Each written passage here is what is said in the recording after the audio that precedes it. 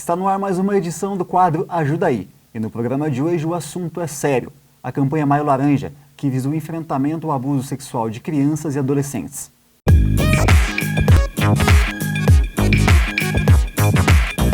E para falar de um assunto tão delicado, contamos com a participação da professora Maria Helena.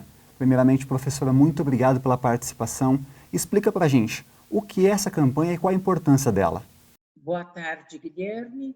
Falando da campanha Maio Laranja, que é referente ao combate ao abuso e exploração sexual de crianças e adolescentes.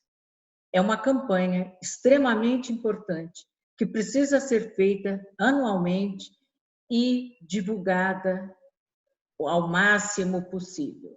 Na realidade, deveríamos ter uma grande campanha anual, mas eu penso que esse tema fosse trabalhado, por exemplo, nas escolas, em todos os níveis. Por quê? Porque é um assunto que não se fala, é um assunto que na nossa sociedade é considerado tabu, não se fala sobre abuso sexual, embora isto aconteça no índice de 180 crimes por dia. Isso é um número altíssimo. Acontece apenas aqui no Brasil? Acontece apenas com as classes mais desfavorecidas?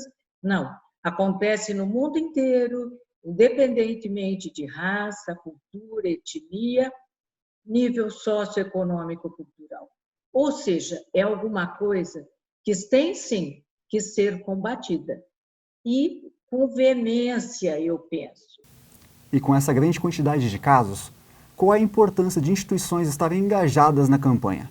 Se esse assunto não é trazido à baila, se não se fala sobre ele, se é um assunto que não é ventilado, é muito provável que tenhamos cada vez mais crimes ocorrendo. Por quê? Porque ficam sob o silêncio da sociedade. Mas, professora, até para situar as pessoas que nos assistem nesse momento, em quais locais existe maior incidência de casos? O abuso sexual, na grande maioria das vezes, 80% das vezes, acontece em ambiente familiar. E é desconhecido para a família? Não, não é. É silenciado pela família. E isso torna tudo muito mais complicado, muito mais difícil. Por que tem o silêncio? Porque quando acontece o abuso é cometido dentro do ambiente familiar, é cometido por alguém que deveria ser um referencial confiável para a criança ou adolescente. Ou seja, é cometido pelo pai, pela mãe, ou pelo padrasto, ou irmãos mais velhos, ou tios, avós, parentes, e deveriam ser figuras confiáveis, deveriam ser figuras em quem a criança e o adolescente pudessem se apoiar. E, na realidade, o abuso sexual, é sabido, acontece com figuras que são da confiança da criança, figuras próximas, que convivem com a criança. É muito difícil que seja alguém que a criança nunca viu ou o adolescente não conhece e que perpetre o abuso sexual. Na realidade, ele acontece no aconchego da família. E eu acredito que isso torne tudo muito pior, muito mais complicado. E aos olhos da psicologia, o que acontece com uma criança ou adolescente que passa por um trauma como esse? Via de regra, o abuso sexual é cometido pelo adulto que, para lidar com o próprio ato, coloca a culpa na criança ou no adolescente.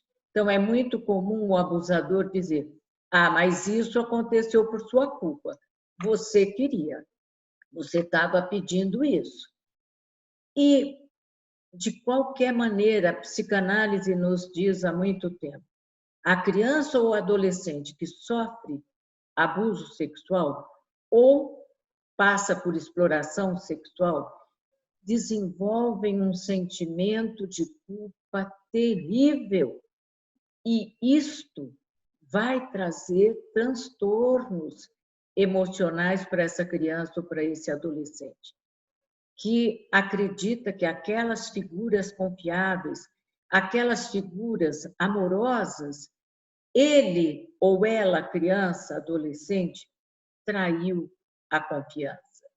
Então, a criança abusada, o adolescente abusado, silencia, sofrendo terrivelmente, e a família que percebe o que está acontecendo também silencia, porque é muito comum que os adultos pensem, mas se meu marido for embora, se minha mulher for embora, se meu pai for embora, como é que faz? Como é que nós sobreviveremos? Se meu padrasto for embora. Então, isso se perpetua na família.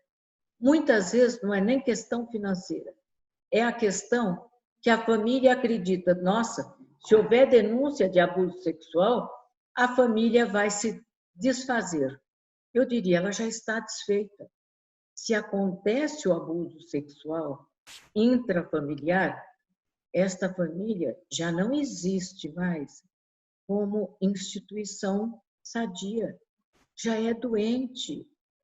É preciso que se denuncie para que se possa fazer alguma coisa por essas crianças e adolescentes e pelos próprios adultos.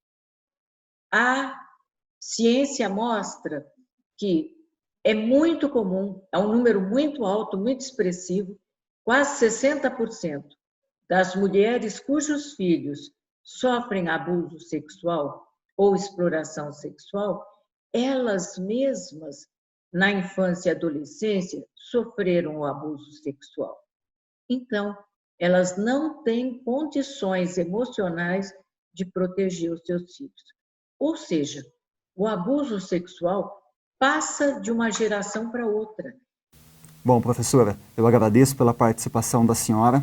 E lembrando, na semana que vem a gente segue falando sobre essa campanha tão importante. Mas lembre-se, em caso de abuso, não tenha medo, denuncie, discando no número que aparece na sua tela nesse exato momento.